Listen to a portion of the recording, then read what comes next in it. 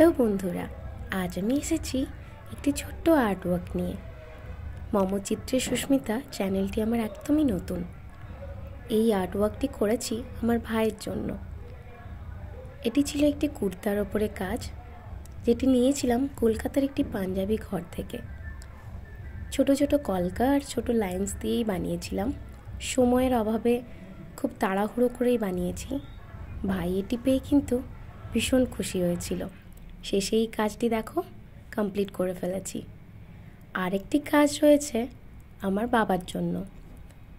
প্রথম বাবার জন্য অনেক শ্রদ্ধা আর ভালোবাসা নিয়ে বানিয়েছিলাম, তখন কিন্তু ভিডিও করা হয়নি।